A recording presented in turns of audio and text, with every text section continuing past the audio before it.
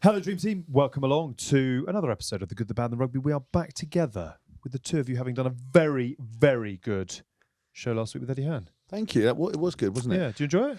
He is a brilliant man, very funny. Do you get worried sometimes? Do you know, the more shows that we host, that you become the more you do, the less I do, the smaller. better. And when we start saying, maybe you should go on holiday, Alex. We've been saying that since the first episode. Yeah. I know. I'm still here. I bought your ticket one way, you know. Still didn't take Managed it. to find my way back. Yeah, You did, it's like terrifying. a boomerang. Don't show Like- off. like Don't show off Paddington. just because we've got Lying to make quality friends. and pedigree in studio Sounds like this that. week. Wait, look at me in retirement life. Look how clever I am. I am podcast. Anthony Watson, how are you? I'm very well, thank What brings you to the GBR studio? Man's not hot either as well. who We're all in bet- t-shirts. Nah, bro, and you yeah. know me. I'm always trying to be extra warm. Mate, I don't know how you do it. You've arrived exhausted.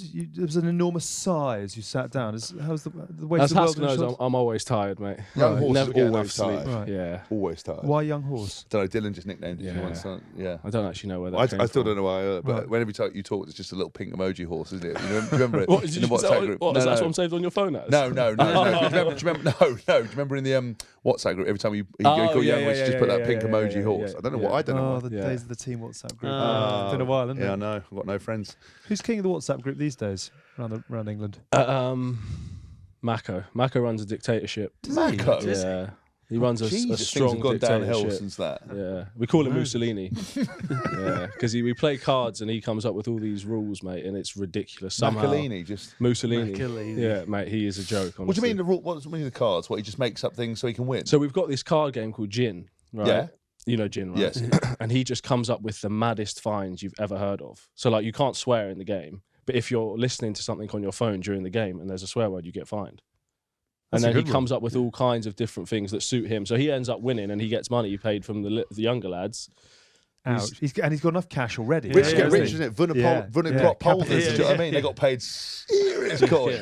No, I want to invest in that company. Portfolio is Two, amazing, actually. yeah. Not as much as Marrow Enterprise, Yeah, whatever yeah, that was. yeah. That was some serious coin. Yeah. I've never seen 800 grand in a bank account. I imagine what that would have been like. You probably have, haven't you? No chance, No. mate. No way. How are you?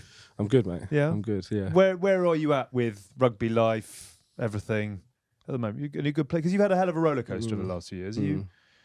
I'm You enjoying loving it. it? I am. I'm Happy? enjoying it. I think the change up, to be honest with you, moving to Leicester was different at first.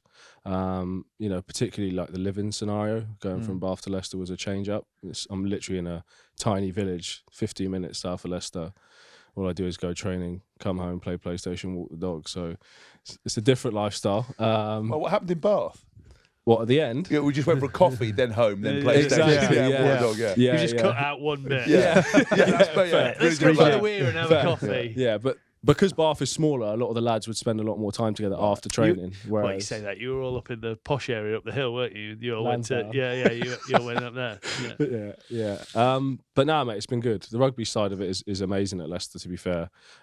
Strange, you know, with Borthers leaving mid-season and Wiggy stepping up, but it's no surprise to me why they've been so successful over the last 2 years, because their programme, everything they do is down to a T. Like, there's nothing in the schedule that's pointless. So it's been good. It's been good from that point of view. The biggest change up must have been just winning a game. What's the biggest difference? What is this? I used to go training, I don't we'd win a understand this game. feeling Yeah, inside me. It was, yeah. I remember after the Six Nations, we came in, obviously played straight away, and I remember trying to deal with it in my head, like, this is strange, because usually, like, I'm going back to play for nothing. So, like, and then we're obviously in Europe and stuff now, so it's like trying to get my head around that. But no, it's been good, mate. Genuinely, I'm really enjoying it. How's the body? It's good. It's good. It's been how tough was it in the last sort of couple of years? Yeah, it was hard, mate. The ACL was a rough one, I'll be honest, just because of everything that happened around it, you know, like contract-wise and all that stuff, and dealing with that, and things didn't end too well with Bath, the club itself. So I left there with a bit of resentment and a bit of Fire there, then. Isn't exactly, yeah. So like, I gave the lads a whole bunch of shit when I was leaving, saying that I was going to put 40 points on them at the rec next year, and then we lost in the last play of the game. So the way I disappeared after that game, boy, no one saw me, mate, because I was gone. But yeah, I didn't really appreciate with the injuries, just because obviously I've been out the game. I knew you'd had some problems, but I didn't realise just how tough it had been. Because what did you have, an ACL and the Achilles? yeah. Because Achilles was the first part, wasn't it? Yeah. How many games did you get back before you did your knee? So I did my Achilles October 20. No, it wasn't October. It would have been March 2018, I think. Came back, played in the World Cup, and then did my ACL October 21. So I had a decent run between them, but I think that they were linked, to be honest with you. I think that... Was it the same side? Yeah. Yeah. Yeah, and they say that your calf and all that controls a lot of your knee, so that was definitely part of it. If I hadn't ruptured it twice, I might be in a better spot, but I know where you're going with this now. And Why? Oh, sorry, I thought you were going to go into where I ruptured it the second time. No, I don't know. There's a story to that. Story, obviously. How did you rupture? What's the story? You've now shit on your own parade. What I've happened? made a big mistake here. It sounds like a dance floor. It wasn't great. So I was 4 months into my rehab for Right. my Achilles, and I went to do an NFL appearance. Amazing. And this is legit the truth. Yeah. I wasn't doing anything I shouldn't have been doing. Like, I was out the boot, I Yeah. was walking, I was, doing stuff I should have been doing. And I literally took a step to catch a ball as part of this appearance. And I felt something in my Achilles. And I was like, oh my God. Like, it's over. I genuinely thought at that moment, I was like, I'm done. 100% finished. I got straight in an Uber to see one of the physios I know in London, because I was just praying that it hadn't gone again. And he did this squeeze test. It's like you squeeze the top of your calf, and if your foot moves, then your Achilles is all right. And he did it, and he was like, "Sorry, mate." I was like, "Oh my God!" Got straight on the phone to the surgeon. Fair play to him. He was at Wimbledon, and he picked up the call. And then he was like, "We're going to send you for an MRI, but it sounds like it's gone again." And I was just like, "Oh my God, we're going back to square one." 4 months after, and I haven't got calves to start with, so 4 months afterwards, I had barely any calf, and now I'm set back even more. So that was probably the worst. That must have been absolute hell. Because I know there was another player, I think was playing for Newcastle. I won't mention his name, but again, I think they went to a final and he was in the change room, slipped on the showers. He was still on crutches, slipped on the showers, put his foot down, and it went again. So these things do happen. Yeah. Like, you weren't obviously doing anything wrong, but I didn't know you'd ruptured it twice and then done an ACL. Yeah. I mean, that feeling must have just been utter hell, wasn't it? When you, how do you call it? How do you explain to the club as well? Just have that little phone call, like, hello. Yeah, I was called the physio straight away, and he was pretty calm, to be fair. The saving grace was actually when the surgeon went in. He was like, "Mate, your tendon hadn't actually come back together yet, so it's supposed to come back and like form like this." Right. And mine had been rounded at the edges, so it hadn't actually taken the way it was supposed to. Okay. So thankfully, could you have said that it actually was a good thing, because if it had carried on that way and you go down 6, it could have gone exactly. Yeah. If I'd rehabbed maybe for another, I don't know, 2-3 months, I may have ended up having surgery 3 months later, and then that World Cup would have been in question. And how did you? Because I don't think a lot of people appreciate, the listeners, that how kind of lonely the rehab path is. Because obviously, once you have surgery, you've got the wound healing to start with. That's the most important thing, because you then don't want to get an infection. And then the rehab, you spend so much time removed. I mean, again, then to have that length of time, and then and obviously you got to play in the World Cup, but have the ACL. Just how lonely were you at that period? Because it must have been pretty dark. yeah, the Achilles was definitely what was worse, probably, to be fair, just because of the monotonous nature of doing an Achilles rehab. Like, mate, did calf raises for like 2 up, 1 down, honestly, or 1 down, mate, 2 up, or whatever it is. Seated, standing, eccentric, constant. I was just tired of it. And then watching the lads go out to train, and you're going up to do a watt bike, and you know me on watt bikes, mate. It's like, honestly, I know you on any fitness. Yeah. You on any work apart from scoring tries. Don't do that, bro. but it is the what no one will ever understand. Professional athlete, it's the time where you train the hardest with no payback. You just feel shit, crap all the time, because you don't even really get the interaction with the lads that you want either. It's fucking tricky. Did you get any psychological support? Did you do anything around that stuff? Like, to kind of. Did you speak to Uncle Hask? I've got a great book you could have read called Approach Without Caution. It's a very good book, actually. Yeah. No, but did you do any of that stuff? Like, because obviously, because you are removed from the game, and you kind of end up just doing one-on-one a lot of time with physios, and you're missing the interaction with the lads, which is half the reason most of us play the game. Yeah. No. What I did was, as you know, my mum's Nigerian, so as soon as that was probably my first proper serious injury. As soon as that happened, she was like, "Right, you have to go to university now." I was like, "Really?" She was like, "You have to do something." So then I had to. So you don't say no to Nigerian No, mum, impossible. do you? Absolutely not. No. Yeah, I love It's it. not worth living. So then I started doing that. Which What were you studying? I did leadership and management. Did you? So I did that, and that took away, some of the, you spend ages just thinking about what I can do to take my mind off my Achilles. So that helped a fair bit. And then was this University of Bath? Where did you no, go? that was at Northumbria. It was distance learning, yeah. Okay. It takes like 9 years to finish. Did it in 2, mate. Me. Sorry Come about on, that. bro. Sorry about that. Did you learn a bit about yourself through that process as well? Like how to manage stuff and put things into perspective? Because I imagine long-term injury, I had 8 months out with my toe, which doesn't seem that big a deal with Toes are the worst though. I know, but no, because David Hay made it a bit of a laughing stock, didn't he? Because he blamed that loss on Klitschko, so like a tiny broken little toe. Yeah. And was just like whatever. So I tried to make him cool again, but that took me 8 months and made me question a lot about whether I was ever going to make it back. Did you have any of those moments thinking? Obviously when you did it the second time, were you like, I think I might be done here. There's no more. Yeah, I think what got me mentally around that was just thinking about making sure I did absolutely everything I could. So like it was, like you were saying, it was pretty lonely and boring, but I was doing absolutely everything I could to make sure that I gave myself the best chance of coming back. So like the days were long, as Tinds was saying, like long and boring. But I needed to make sure for my own peace of mind that if for whatever reason I couldn't play again, I made sure that I did everything I could to allow me to have the best opportunity. And then the difference, to be fair, with doing the ACL the second time, the ACL, was I did my rehab outside the club, and that was the best thing I ever done. Really? How did you? How? Like, they let you do it? Did you? Yeah. So there was a speed coach who was in Bath who worked with, who was under like a mentorship from a speed coach who's done like CJ Uja, Reece Prescott, like some of the top sprinters in the UK. And I'd worked with him in the past, and then, like I said, he has someone under his mentorship in Bath. So I started working with him before I did my ACL, and then I knew I wanted him involved in the process. And then as contract situations started getting a bit sticky, I just said, look, he's going to take over pretty much because that's what I want. And it's the best thing for me.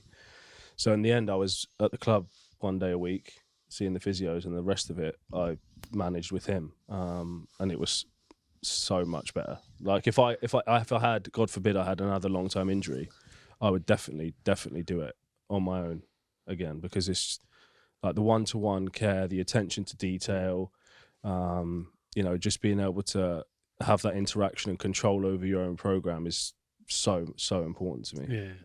That is, because I've seen players have that before with like when he's going to see Bill Knowles, the knee guy in America, who go over there and stay. I mean, I've always said about the rugby stuff is the individualised requirements of the player and what makes it what's possible. Actually, how much those long days, whether you can do it in a shorter period of time, look after yourself more, you get that one-on-one attention, and also, recovery from injuries is as much about nutrition, sleep, mental health, the actual rehab, the physio, the exterprise, Not and the recovery. coach coming going, how are you doing? Yeah. Give me back. You finished this weekend. Yeah, I was going to train you. Pressure. I've got to go outside and look after the lads. We'll do it at 5 o'clock. Yeah. I always find these conversations really interesting because people who tune in will see you as one of England's genuine world-class players.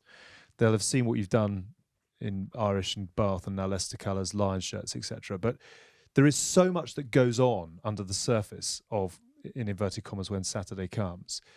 But your journey has been really, it's quite sort of up and down at times, isn't it? Do you reflect on it and see your journey like that? I mean, think about the injuries and the moving clubs, and I mean, you've spoken a bit about Bath already.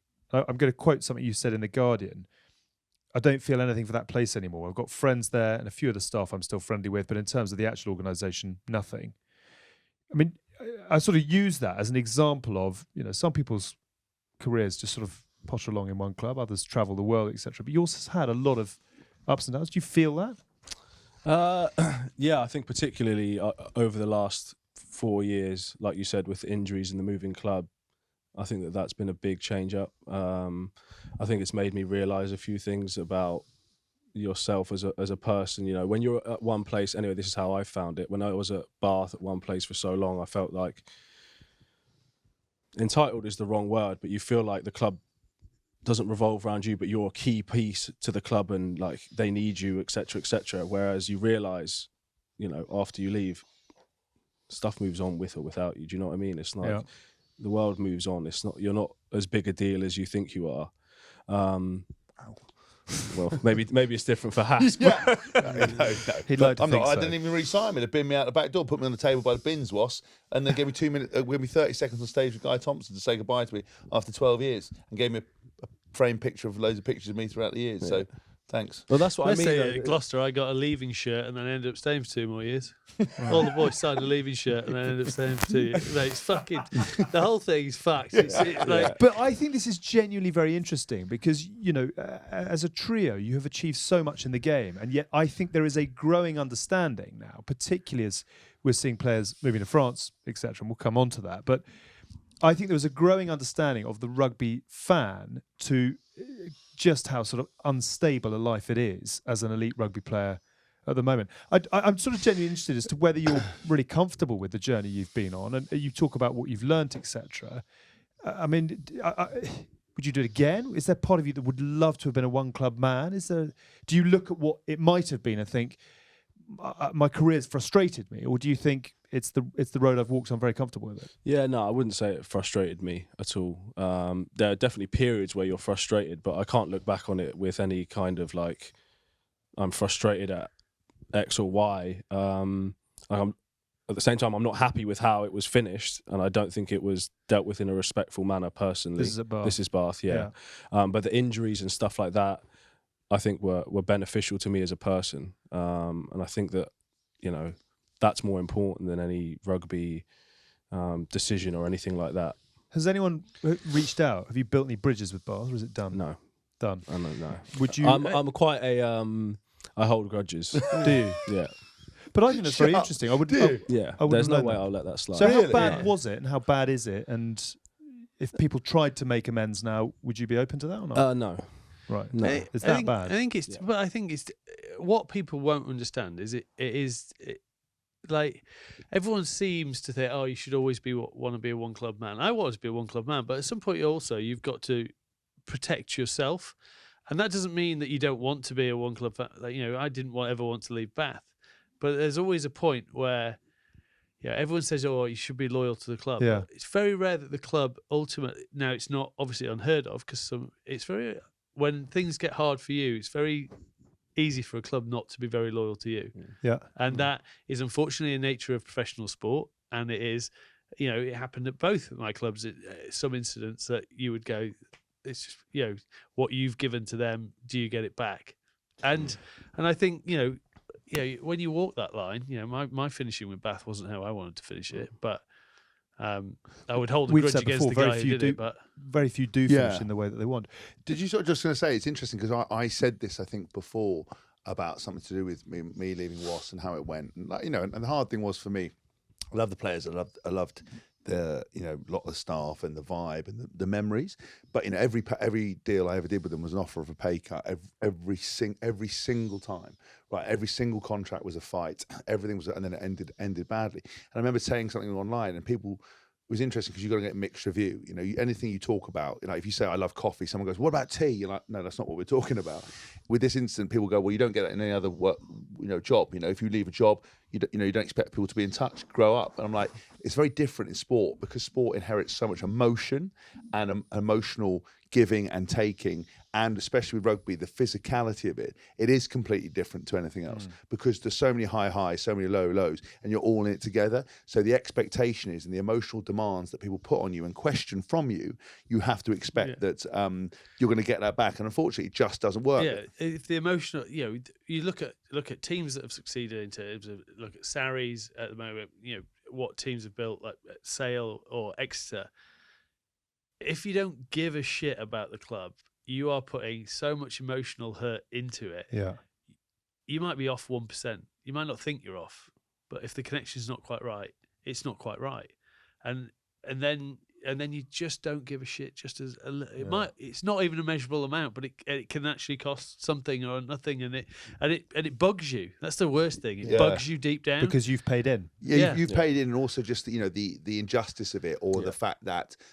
You know, things haven't been handled, or they're asking you to be ultimately professional, and they don't provide the facilities, or they don't get things right, or the food isn't right, or just all the things. Just all the things that you think would be there as a baseline just aren't. I mean, it's interesting because we're talking about Saracens. There's I won't mention his name because I'll probably get in trouble. But remember that guy that used to work there? He doesn't work there anymore. When you had an operation, he used to wake up and he'd be the first person you see holding your hand. He was obviously a senior member of staff. Ready to just to show that he cared. Now it's all mind games ultimately, whether they did or not. But that kind of level of care and attention, making sure your families are all good and the creches and all that other stuff. I once played with a I can't remember what they call it, where basically I'd had the shits for 10 days and I was absolutely dysentery tins. Yeah. Well, it was Compilobacter it was called. So I'd had that, maybe not 10 days, but I had that for a long time, and I literally had no energy. And we had 3 games in a week, and I played the first game, got through it, played all right. Midweek game, I was like, look, I can't play this game. If you want me to play on Saturday, I need rest. He's like, no, I need you to play. So I played shit because I had no energy. And then he called me in to discuss how I played so shit. And you're like, hang on. Yeah. You've told me you need me to play, and then you bring me in and say, you played shit. Yeah, I know I played shit. Couldn't fucking I was literally walk. shitting myself. Yeah. I want to talk about some of the world-class stuff that you've done rather than just sort of... But this is very interesting, and I think it's becoming, as I said, it's becoming more and more sort of recognised about the challenges, I think, of being an elite level rugby player in this country. What happened with Bath, in your words, to elicit that response? I don't feel anything for that place anymore. I've got friends there, but in terms of the actual organisation, nothing. I think it's similar to what Tinds is saying, to be honest. It's like I felt like I had given a lot to the club in terms of, well, one, a pay cut during COVID, which for them to sign an £1 million player 18 months later is questionable, in my opinion. But there was also, times where, so one example that springs to mind after Tinds said what he said was they made me captain for a European Cup game, which was a dead rubber, and I was struggling with my calf. And retrospectively, I should never have set foot on the pitch. If I was a selfish type player, I wouldn't have played that game. But I decided to play because I wanted to do what was best for the club. And I ended up tearing my calf, missed the first 3 games for England. So, that's not a great thing for me to have done personally, but I wanted to do what was best for the club. The same, happened when I did my ACL. I played 2 weeks before that. I wasn't supposed to because you're supposed to have 10 weeks mandatory rest coming back from a Lions tour. I wanted to do what was best for the club. So I came back, played, and then 2 weeks later did my ACL. I just felt that there was a lot of stuff that I had, and this is not, I'm not trying to get sympathy from anyone. I'm just trying to explain why I'm so frustrated. I felt like I had given a lot. And what's real life as well, by the way. It's what happens to other players. It's not just... No. I felt like I had given a lot, and the way that it was managed in the end was terrible in terms of there was a clause in there's always +1s and stuff in people's contracts, and mine was the 31st of December. I was flying to America. I was injured, obviously, my knee. I was flying to America with Elise to spend Christmas, to spend New Year's over there, and I get a call the day before the clause saying, "Sorry, mate, we can't keep you." And I was like, "Okay." Were you expecting the clause to be activated? All indications were prior to that was that we were going to try and keep you. So I was like, okay. Expecting there to be like, we're going to make you this offer or this offer. It was, no, we can't offer you anything. So at that point, I was my head was just fried. I was like, I felt like I've given so much to this club of years, injuries, playing through stuff I should have never played through, and just get cut like that. And I don't know, you guys can maybe think I'm being unreasonable, but I personally was extremely upset by that. And there were some individuals involved who then basically avoided me for 6 months until my contract was finished, and never really gave me the answers as to who made the decision, why it was a decision. And I think it's interesting, because you watch the NFL stuff like Hard Knocks and just how ruthless it is. Yeah. But again, people take the time to explain, even in the ruthless way. But you're also, once you've made that level, your life has changed. Yeah. So your bank account will never run there is, but you can get, the point is with the Hard Knock stuff, that you do training camp and they pick you up and then they cut you the next day, even though they go, you've been accepted, and they cut you. But obviously they even call you in to see the coach and they explain what's going on. They help you and they wish you the best of luck. And obviously it can still be quite brutal. But in your case, when you got a senior player, that level of just business management and people management. And that's one of my biggest bugbears with rugby is that, in most businesses, you go on a management training course or you do something, or you do away days to learn how to communicate, how to give feedback and how to manage things. A lot of people in rugby have no qualifications other than they were good players and they've been not taught how to manage anything. The first thing you do is, if you know you're not going to be able to sign someone, is you give that person enough time, understanding, you address them, you sit across the room with them, you don't pick up the phone and bin a top player off. So this is that's for me is where all of anyone we got on this podcast could be littered with Wild West cowboy stories of that level of behaviour. And that's why I always say rugby's not as professional as it could be, because it just is not managed in the right way. And there's a lot of people who do a lot of shit and they don't ever look you in the eye and talk to you about it. Whereas you just want to be treated as an adult. The one thing I will say is that they did look after me well in terms of injuries. Like I didn't play as much as I should with my Achilles. Yeah. But I wouldn't have had an Achilles issue in the first place had it been managed originally, right? A little bit. So it's repair rather than prevention. What is really interesting for me listening to you talk is that obviously the three of us do this. We're two knuckleheads who, you did play every game that was there, and you could kind of truck along and do it. And you were the same. But with you, Anthony, the last 10 years, I think most England fans would say you are one of the world-class players that this country has right now.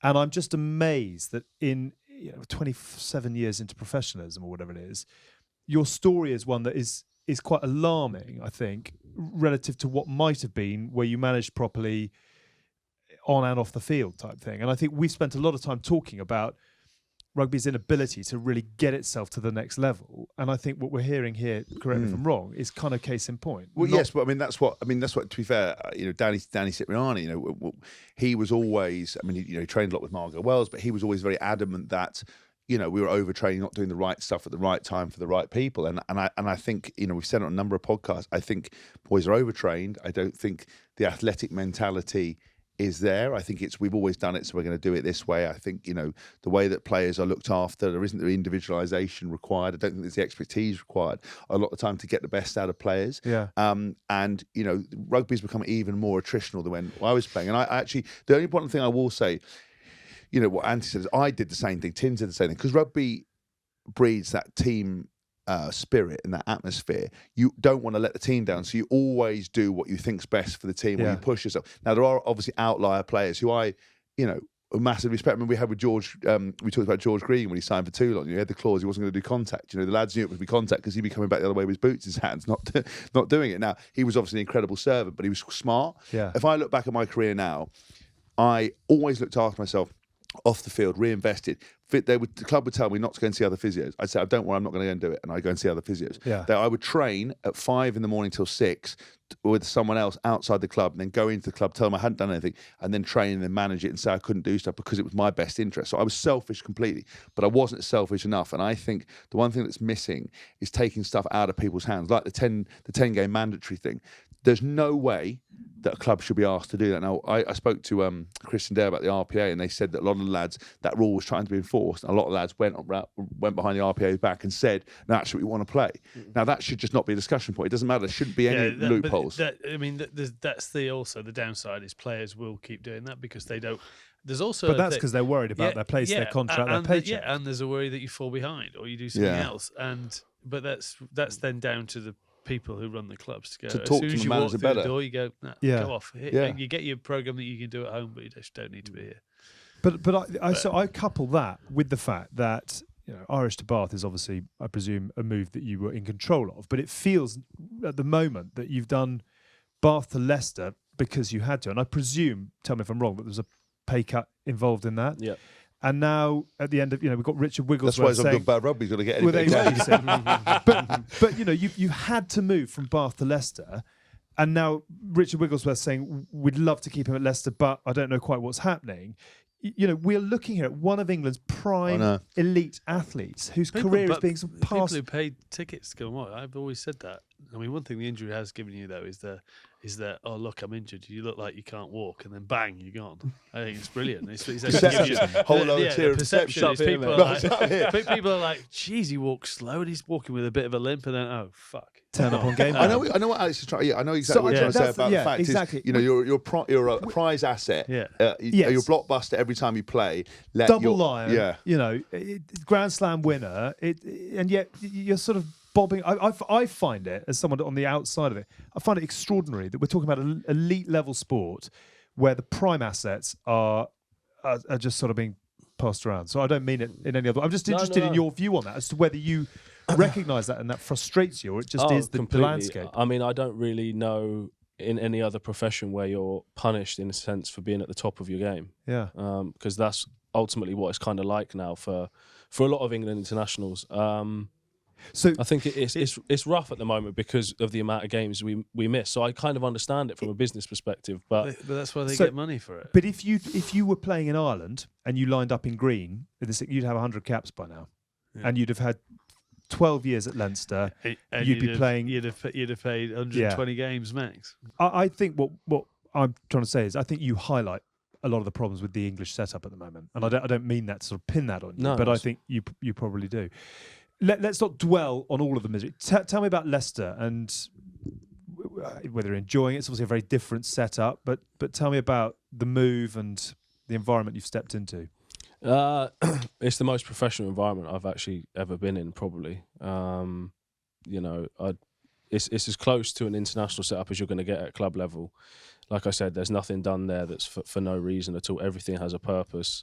Aled Walters, who's in charge of performance, is class. He's a great man. Isn't he? He is. He's a legend. He gets the balance right between being a complete joker and knowing things inside out. And I think that in a place, like Leicester, where training is tough, you need someone like that. So he's been amazing. Wiggy is class, and so was Steve when he was there. So, mate, I genuinely can't speak highly enough of the environment and the place itself. I've loved it. All right. I'm going to ask the question because headlines flashing up. There we go. Do you know? When do you know? Who's going to make the decision? Where you're going to be? What does it come down to? It comes down to a lot of things. I think at this stage of my career, ideally, I would like to live at home, close to my parents. My missus isn't from here, so we've got no help with the little one from her side. So basically, I'd like a full-time nanny. Exactly. Where are your parents based? They are based in Surrey. They're in Surrey, so not south of France. So that's the ideal scenario for myself. But I want to play for England as much as possible, and I want to continue to do Harlequins that. train at Surrey Sports Park. I think they do. Do they? That would be Yellow ticker across the bottom of the interesting, screen all of a sudden. No, but I also would explore an opportunity in France if it came about. Tell me about amongst the England players whether going to France is now a proper topic of conversation, because Jack Noel's going, Jack Willis is already over there.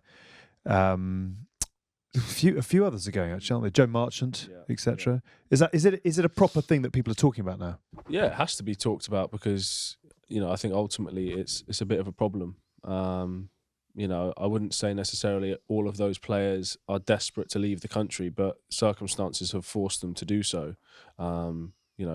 I can't remember exactly how long March has been at Quins for, but for him to go to Stad, whether it's a lifestyle decision or not, I think is pretty rough for them to not be able to keep him. So it's definitely being discussed in and amongst the lads, but ultimately we can't make the decisions of how to solve them. We've got ideas and we've got suggestions that we'll put forward, but are you being listened to?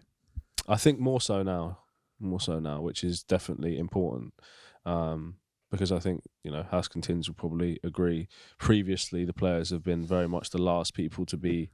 sign it. Yeah, there you go. Sign it. We've all had a chat. Who have you been chatting to? Well, we're just chatting amongst ourselves and some old players that aren't involved in the game. We've decided this is the best thing for you.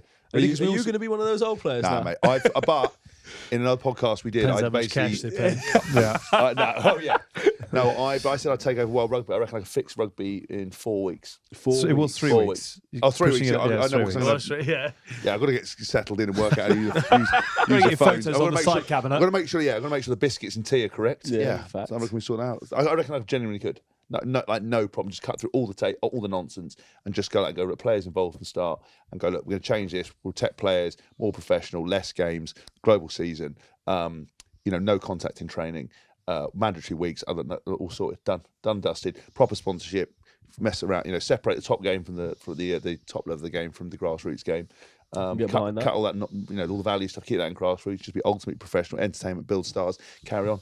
None of that other nonsense. Campaign starts here, and everyone gets an equal vote. And so, the disenfranchised nations like Fiji, none of the top ones get 2 votes versus 1 vote. Very simple. All done.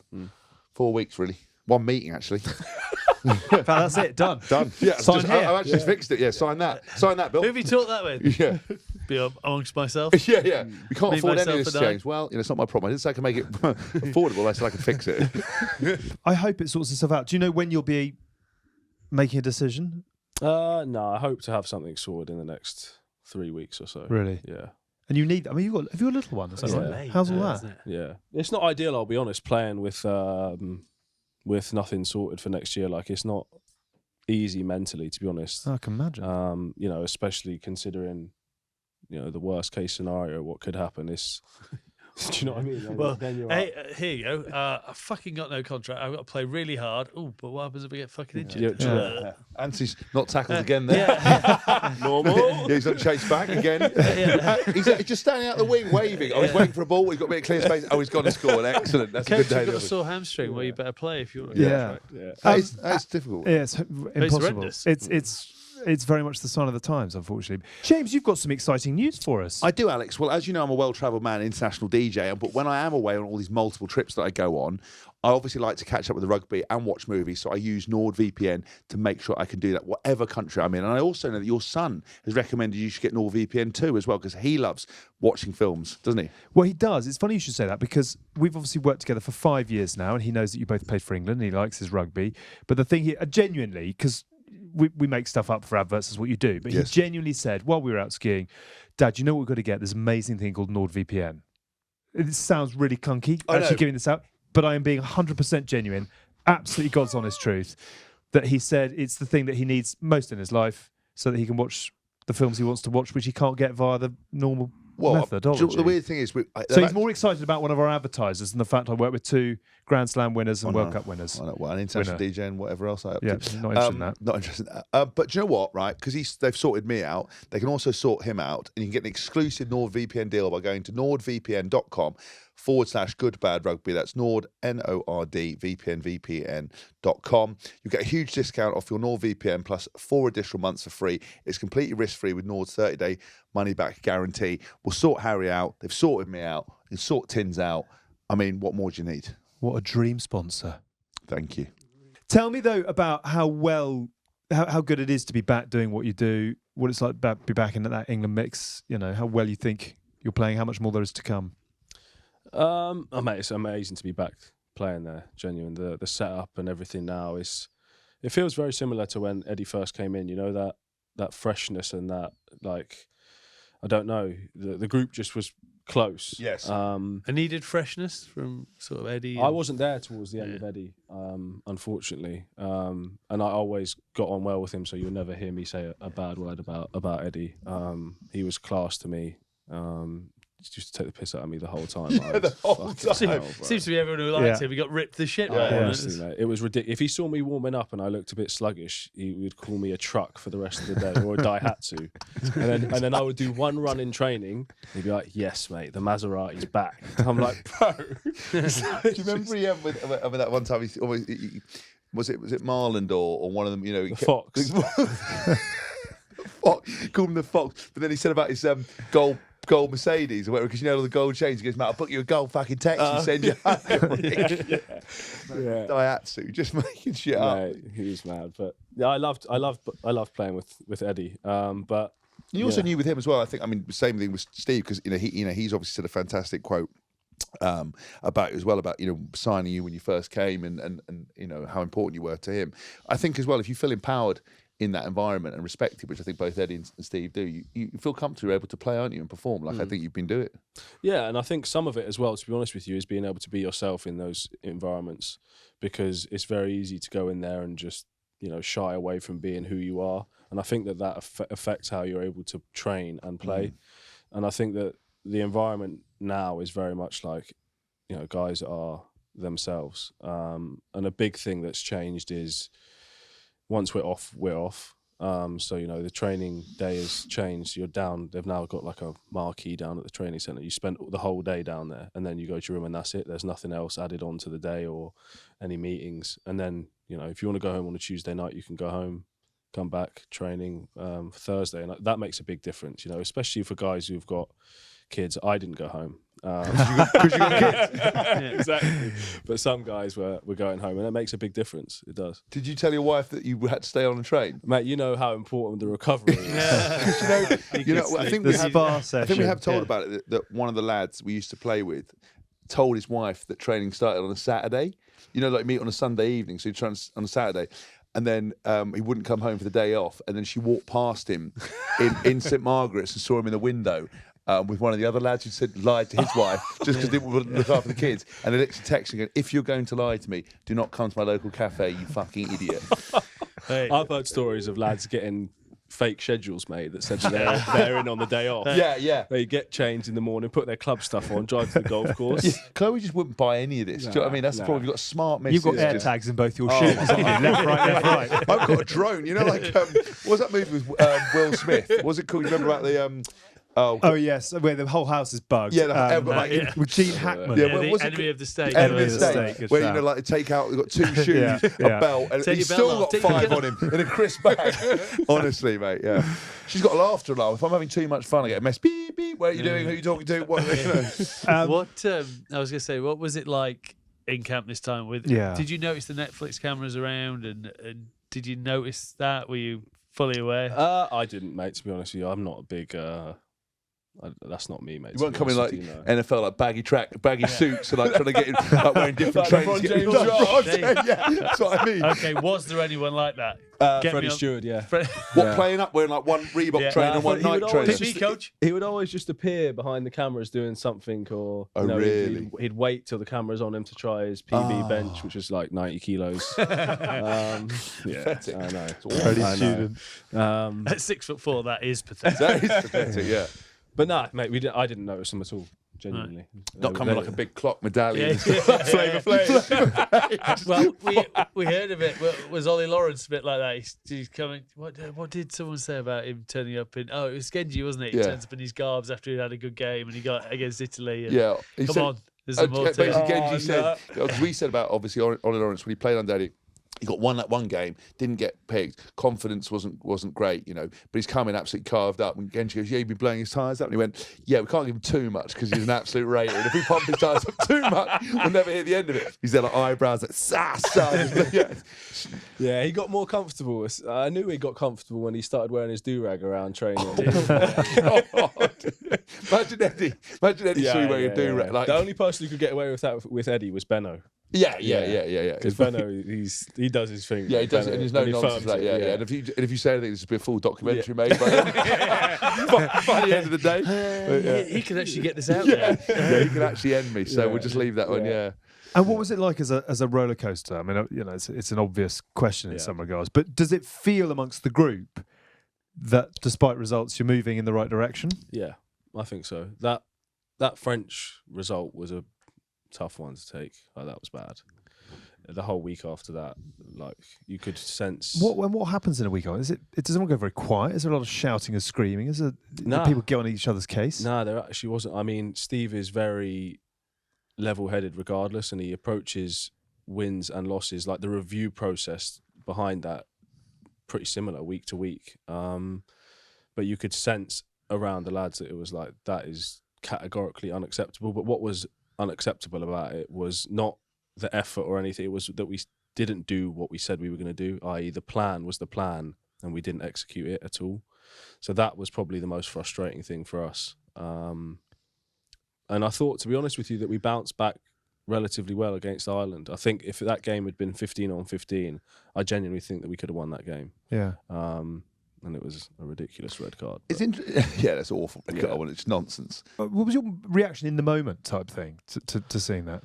Well, I'm not in a position to be talking to the refs anyway. Like, no, but that's not me, but I was watching it just thinking there's no way that can be given as a red card. And then when I saw him pull the red out of his pocket, I was just like, oh my God, here we go. And I knew as well that in the position I play, I was about to have to double my running. So I was like that. Bit of deep heat on the Achilles, back of the ACL, sponge. Yeah. Were you like, get rid of a back row, get another back row? Yeah. Faz actually at half time literally turned to me and goes, mate, you know you're going to have to do a fuckload of running this half, and started laughing. I was like, bro, I know. It's bad with your teammates for that. Unlucky, mate. Yeah. But yeah, no, that game was, I thought we showed a good, commitment and spirit. And I think that was important on the back of what happened the week before. So I just ask you about the plan, because we've talked so many times on this podcast, right, about that coaches never coach a team to play badly. Like, one day it was under Eddie or whoever it was. They've never taken away your ability to play and perform and play with speed and spirit on the gain line. But you spend all week training for a plan, and it doesn't get put out on the field. Like, I just don't think. I mean, can you explain why I think something like that doesn't happen? I know it's hard to sort of put into words, but there was it's a pretty succinct plan, but just things don't go right because you can't ever get the momentum or the. Yeah, that was part of it. I think that there were a few effort areas where we were off, but then as well, there's some things that, especially that they were doing that game, that was pretty wild. Like that. Once the French get offloading and get going, they're a tough team to stop. And every bounce as well. It was just their heaven day, wasn't it? Yeah. And, we were, I can't remember the exact points difference, but we were under the cosh from early. And against them, that's tough going. So that didn't help. So, I think we probably should have adjusted a bit better as well. But, it's hard when you're in the tumble dry as well. When you go, we practice all week to do this. We're trying to put it in place. We can't get a break. Every bounce ball's going away. Every time we get one positive, we compound it with two negatives. 17-3 down. It doesn't matter what. 17-3 down after about 12 minutes. Like, people think you're going to say something like Borthers is going to give it like an Al Pacino speech at half time. It's a game of inches. And doesn't matter, does it? But you can be the most motivated bloke in the world, and you're still going to get pumped. Yeah. But what was it like? Because we talked. We did the live room, and basically I turned to Alex and said, "Listen, don't let the England players come in this live room. It's utterly pointless. I'll go up and just bamboozle people with bullshit. I'll take all the heat. Normal. I'll take all the heat.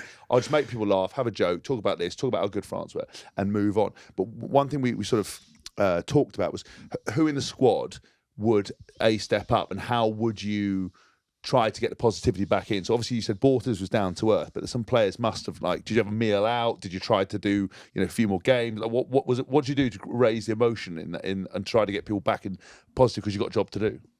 I think it wasn't too hard, because we're playing against the best team in the world the week after. So you do that again, and you're going to have. That's why I wondered whether you were like, feelings. fuck, we're playing the best team in the world. It's going to get worse. So, but you saw that as a challenge. Yeah, 100%. Right. We had to. And the guys who were driving that, I think it's pretty obvious. Like Genji, Faz. I think Genji was genuinely unbelievable that campaign. As a leader, he just, in my opinion, he just gets it right. He gets, the balance between. Giving the lads a rocket and also understanding.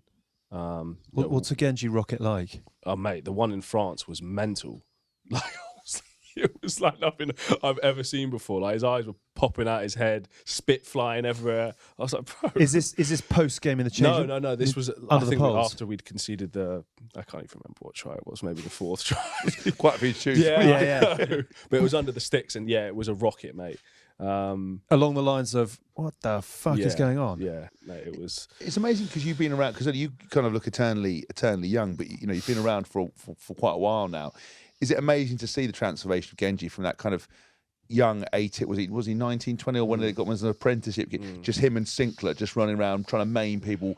Do you remember Genji wouldn't say boo to a goose, just like Dredrick Tate? His default setting was just like terrified death stare. Just still wanted to comes back every now and again. But to see what he's now grown into, it must be quite amazing to see the kind of transformation, because everybody we've had on the podcast and everybody we talk about says what an incredible leader Ellis has turned into, and what an emotional energy driver within that setup.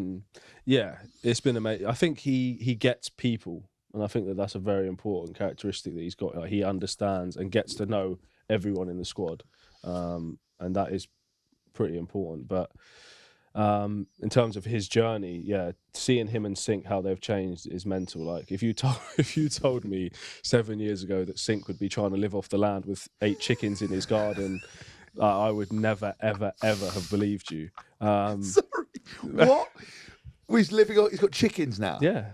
And he's got like a cabbage This is the same man that put a urinal in his cupboard. Yes, that was mental, mate. Around the brothel upstairs. That was crazy. Where all the damp leaked through the roof. Yeah. It was a shower. It wasn't a urinal. No.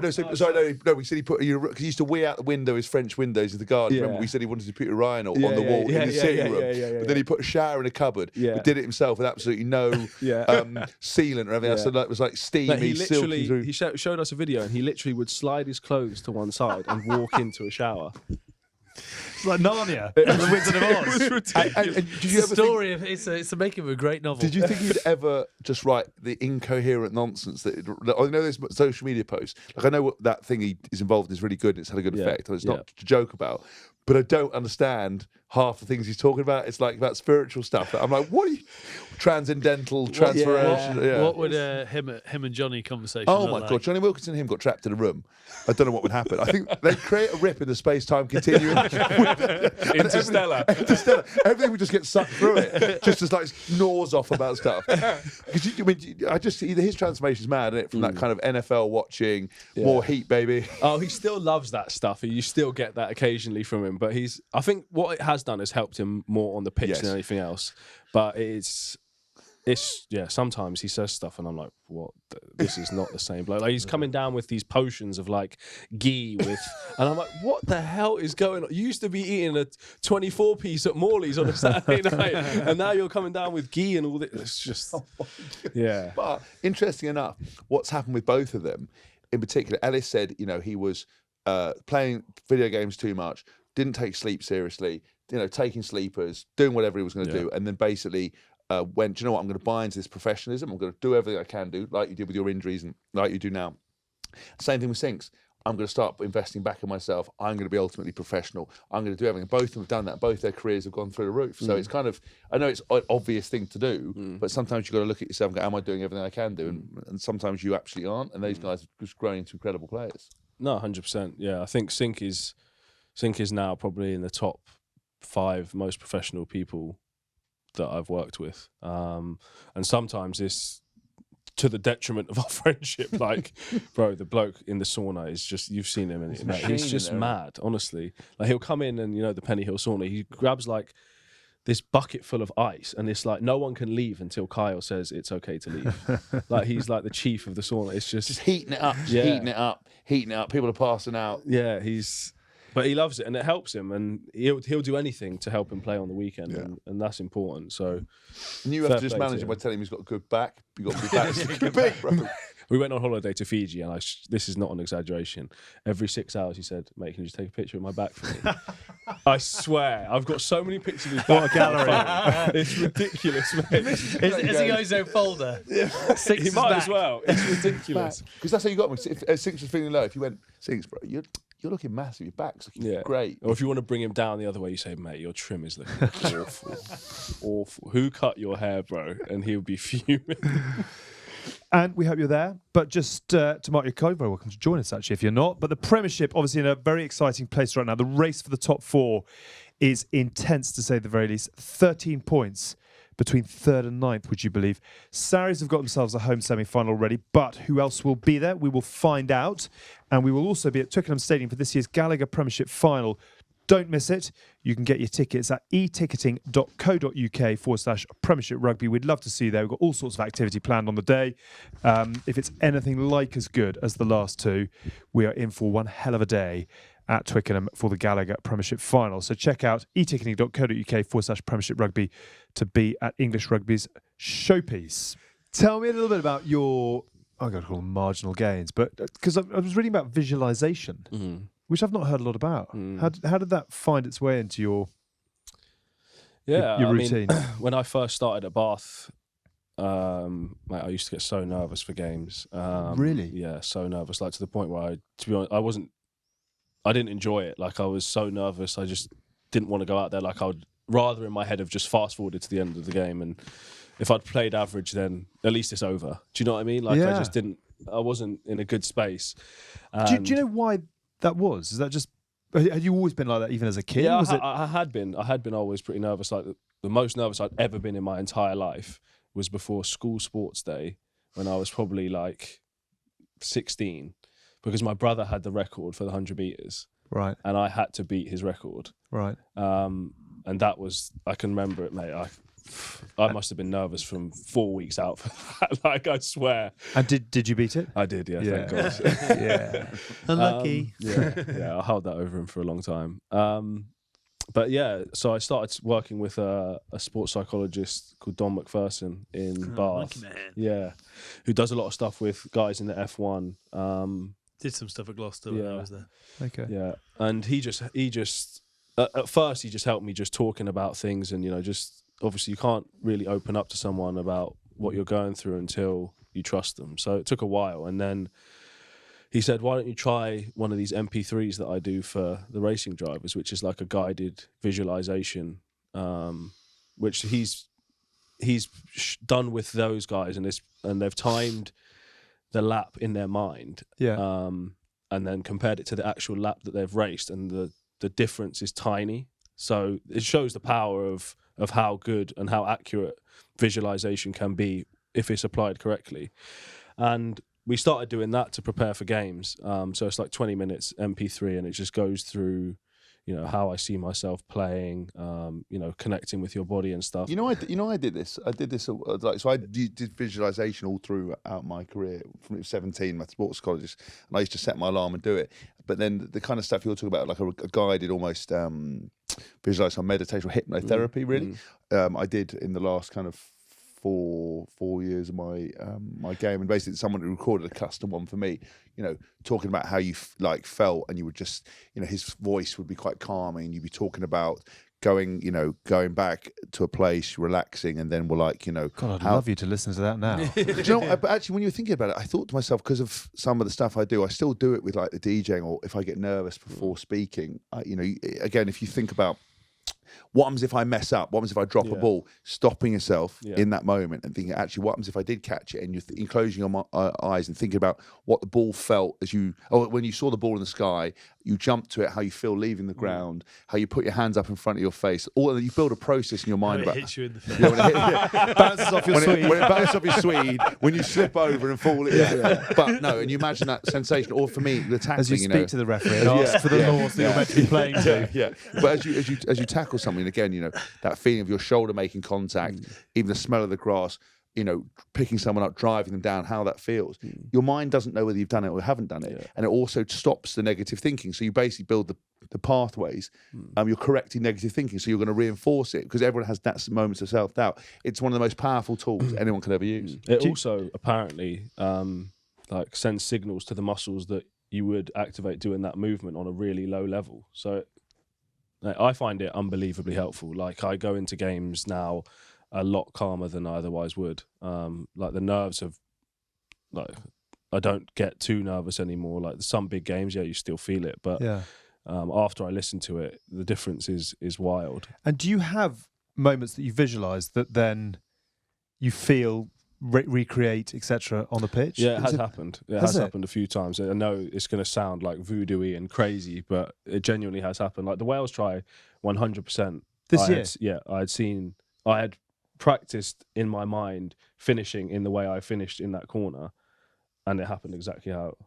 And I don't know whether that's. Do you capture that in the moment? I mean, that's quite sort of deja vu. Yeah. No, it was afterwards I started thinking about what I had thought about in the visualization, and then I remembered that was exactly how I'd pictured it, because I knew what wing I was playing on. Yeah. I knew where I was most likely to be having finishing opportunities, so I knew what type of finishes I had to practice thinking about and what it had to feel like. So I knew that I had to have the ball in my right hand, and I knew that I was probably going to have to dive because someone would be coming from my right hand side, and it just worked out exactly how I'd pictured. That is mad.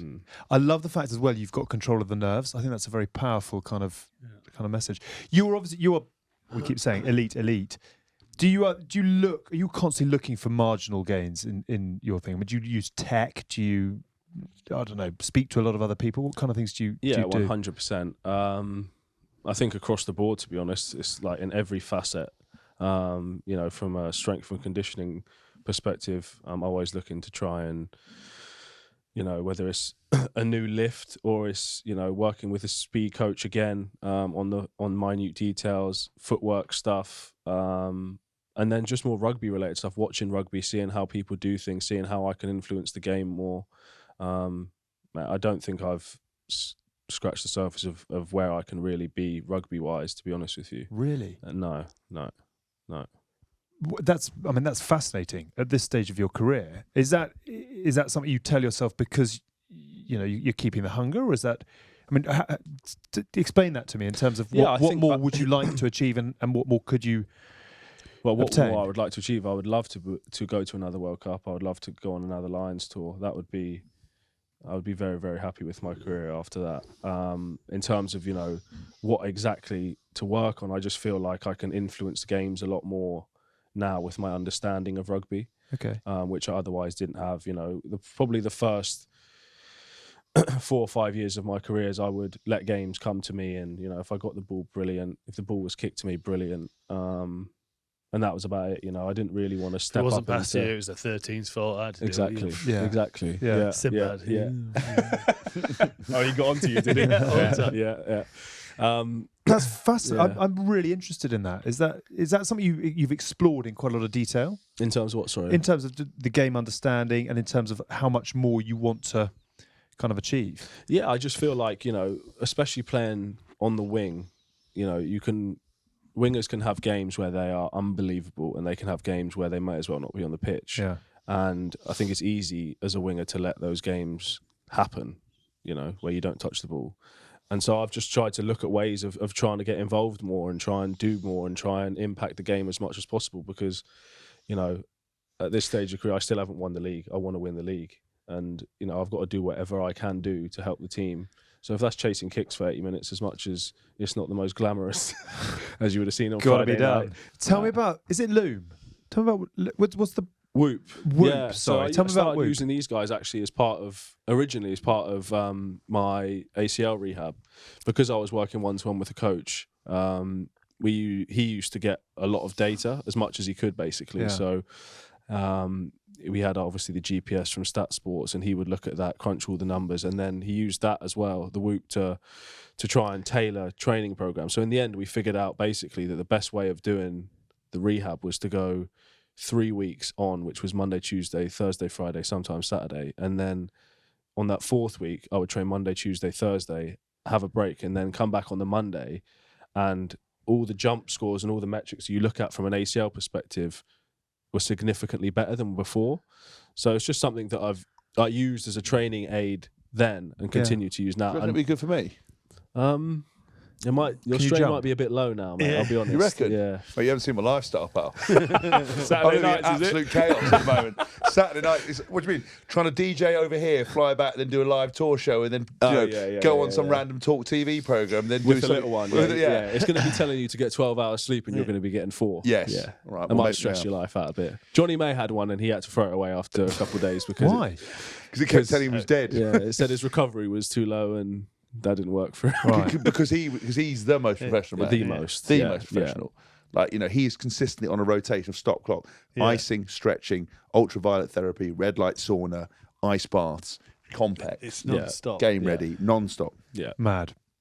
Obviously a lot to come. Fingers crossed the World Cup. Fingers crossed the league. We'll see obviously where next season comes. But stopping the clock here and looking back, amazing series with the Lions in New Zealand. Obviously a disappointing one, but still a Lion in 2021. Grand Slams with England, etc. What for you are the moments now, or the bits of memorabilia, or the photographs on the wall that was a special day?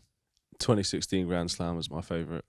Try against France. Yeah. It was just, I don't know, that group, again, like we were talking about earlier, was close, and I just felt like it was us against absolutely everyone. Like, I felt like no one wanted us to win. Everyone was rooting against us. And we just came out flying. And then the Australia tour was a close second, because that was unreal as well. Is that 2016? Yeah. Yes, because you were injured with the other one, weren't you? So that whole season was unreal. That would definitely be my fondest rugby memory, is that Grand Slam. Greatest mates in the game? JJ's got to be in there. How is he these days? He's Looking good. mate. Yeah, Looking he's good. all right. Yeah, he's doing well. JJ would be one. I have to put Sink in there and Genji. Can't be old now, Yeah. JJ. Even I played against him. No, JJ's not that old, mate. He's still looking He good. started young. He's 31. He's doing a bit of presenting and stuff can't now, be isn't he? 30. He's 31. Yeah. He's been 32 around he's for a long 32 time. in May, but What yeah. is he? Does he get stressed about? Is he just thinks there's a chance for him to get back for England at all? I'm not sure. If you'd ask him, he'd say no. Right. But mate, honestly, he is one of the most talented players I've ever played with. Like him and Elliot Daly, in terms of skills and ability to probably play anywhere in the backs. Yeah. Like those two are insane. So I wouldn't say no, but if you asked him, he would say zero chance. But he's never been the most positive. He's one of the loveliest, sweetest people. But ask him, he's just a little thunderground. He's always tired as well. Yeah, he's yeah. just like, right, you know. I'll throw Liam Williams in there as well. Would that be a Lions? Yeah. Really? Yeah. We roomed together and we spent a lot of time together. He's out mad there. for such a good So guy. mad. Very funny. Did you throw in the ball for the O'Brien? Yeah, You I call had that very little to do with that try. Mate, but still I'll involved take in one of the it. greatest I Lions was tries of thinking all about time. that try. I was like, I think it was just the pass at the start. Yeah, and I really probably should have followed up that pass, but I Just imagine you could have scored it. No double efforts. No. I could have been on the end of that one. That would have been nice, wouldn't it? That would have been Amazing. amazing. Yeah. Most respected opponent. Do you know what? I would say as an opponent, as a teammate, I'd probably say Faz. Really? Yeah, just because he won't back down to anything. He's in your face. He'll let you know. I just respect the way he goes about his business. So I'd say him. Yeah. Hask were you waiting for? No, bro. No, I thought you'd get me in the friendship one. I didn't want the respected opponent bit. I mean, I didn't get anywhere near you. It is, but have you not realised now that's generally the consensus? Yeah, you it is, always yeah. think you're going to make You the must have friendship got a work. couple, bro. Come on. Nah, man. bro. No. He's that type of guy who is close, but he's just not. Yeah, that 'cause I'm all like, you know, I'm there, like good old, fun old house, Yeah, but never like anyone's actual friends. Do you know what I mean? It's quite To be sad. fair, I've never heard any of the players say they hate you. No, I don't think anyone hates me, but they also just, I'm not close enough to anybody. I'm They're just like- always they're there, like good fun if I was They're there. like spending Right. 2 hours with him, but it's like Yeah. it's like what grandparent or what you say about other people's kids. It's great Yeah. to spend an hour, but it's lovely to Like to send have them that, back. yeah. Like if I would be there, people would enjoy my company, we'd have a laugh, and you talk about it nicely, but no one ever rings me up. Like I sit at home, going, "Oh, any of these boys are going to call." Like I'll spend some time outside of training, Yeah. and you're there, and there's just like Chloe now, and like she's looking at you, go, "I suppose we just better go out and chill." Yeah, no, it's a sad time. I'm never anyone's real good friend apart from Dozzers. No, That's all right. Dozzers are Come brilliant. on. Yeah. That's all right. Violin music. There's over no, it's there. not a problem. Just know your lane. Isn't it? Yeah. Know your lane. Know your vote. Offer a lot of entertainment. You know, good associate to colleague to everyone, but never a real friend. More of a work friend. Don't you know? Yeah, it's fine. This is having a tragic ending. And being a dad? Yeah, it's been mad. I would actually really, really struggle if my missus wasn't so good because my Really? attention span Amen. is shocking. Like when I have to watch him. When I look want after to my watch- son, who I love a lot. Exactly. You're about to pull out daddy daycare, and then you'd have had people go, "It's not daddy daycare. It's be a parent." Yeah. When I'm with him for a couple of hours, at the end of it, I'm itching. I'm Exhausted in itching to sleep. get onto something else, like to do something. How old is he? He's 2. Right. Oh yeah, I'm in that mix. But yeah, I do love it. I do Yeah. love it. It's like when you come home, it's a different type of energy coming home to a little one than it is, to just. I'm slagging off everyone here. You've literally thrown I'm everyone under the bus, screwed, yeah. mate. But they say, isn't it? Do you want to know the definition of love, right? Or an example of love? Lock your missus and a dog in the boot of your car. Come back after 3 hours and see who's happy to see you. Fucking, it's always the dog in it. They don't care. That's proper love, mate. Yeah, That's a facts. proper experiment. And a kid as well. When you open the door, you're getting to get love, come what may. Yeah. Missus could be silent See you treatment, later. like tutting. Yeah. Smashing stuff on. Must be something wrong. Yeah. Banging everything on the table, fucking brick, smashing. Like Dishwasher sounds like a percussion Yeah, section yeah. of an orchestra. Really interesting. It's been really, really enjoyable having you thanks on. for having me. No, it's been I'm awesome. stuck on this. I can't quite believe that you've had to sort of go through some of the things you've had to go through as one of the most elite players that the country's had over the last 10 years. I'll stop banging on about that. Is that? I agree. Do you know Look, what I I mean? agree, but I would say that this podcast has mysterious ways of helping people. Yeah. And now people understand that you're out of contract. You want to stay in the UK to be close to your family. You look good in Still magenta, wanna play grey, for green and blue. Still want to play for World Cup and the Lions Tour. And you're a dedicated, ultimate professional who really cares about the game. And you think you've got more to give. I'm pretty certain that you're going to be okay. I hope so. If we don't, honestly, it would be a joke that one of the best players England's ever produced isn't in the mix and doesn't feel security and should be penalised because he's sick of what he does. Yeah. So I think that's unfortunately the nature. We've covered it in the podcast. And if it doesn't go well, I can get you something down at Minchinhampton anyway. Yeah. Thank you, mate. I might have it to might call be you. 3 pints. Yeah. 3 pints. Yeah. I need a tour manager for my DJing and stuff. Like, yeah. Admin, is it? I'm good at admin. Yeah, well, that's perfect. Yeah. And we'll keep you away from the kid and the missus, so we're Fine. fine. What a touch. Perfect. Whoop band. Boot. Yeah. yeah. One night out. Facts. Flatline. Very nice to see you. Thank you Thanks very very much, much. Steve, for coming on. Good luck with all that's to come. Cheers, guys. Good Appreciate you. Elsewhere, from the Premiership final to the Six Nations, Elmer is heading into the Wales camp in the TikTok Six Nations to meet some of the girls and get a bit of a tour of the training centre. That's on this week's The Good, the Scaz and the Rugby in partnership with Vodafone. That's out on Thursday. Don't forget, you can get your tickets to come and see us on tour in the autumn this year. That's for our World Cup after party. We're going to be Guildford, London, Swansea, Cardiff, Edinburgh, Northampton, Reading, Oxford, Leicester, Birmingham, Southend, Exeter, Plymouth, Newcastle, Nottingham, Manchester and Bath. Tickets are on sale now. Google or search for Good Bad Rugby World Cup After Party to come and play. We've already got rid of a load of tickets, so thank you to all those of you who are on your way to come and see us in November. Did you say about tours? Because I'm also on tour with Sex Drives Videotapes. You can get tickets for jameshaskell.com. I've still got Coventry, Plymouth. Edit. No edit. No Edit. edit. No, you dare Edit. edit this out and I will kill you. Sex Drives and Videotapes, please pick up your tickets now because it's the pre-tour. It'll warm you up for our tour It's in the hors November d'oeuvre 7th. to the main It's the event. 100%. You are an hors d'oeuvre. You know when Yeah. people are shit when it first starts? I'm a fluffer. I'm a fluffer for the main event. jameshaskell.com for tickets. Thank you. Don't forget to subscribe to The Lock-In if you haven't already. One of the most extraordinary shows we've ever produced, and that's in 5 years of fairly random content. We have a Hask meltdown this week where he battles with Anne Widdecombe on Jeremy Vine's show on Channel 5, all about parenting. In a KY via filled the- peddling pool. It really is some of the most extraordinary conversation you will ever listen to. If you haven't already subscribed to The Lock-In, yeah, I can understand why, but this week it is the one to join. If you haven't already, £3 a month is an absolute bargain. Roll up, get involved. An extra pod we put out most weeks for the super fans. Go get it if you fancy it.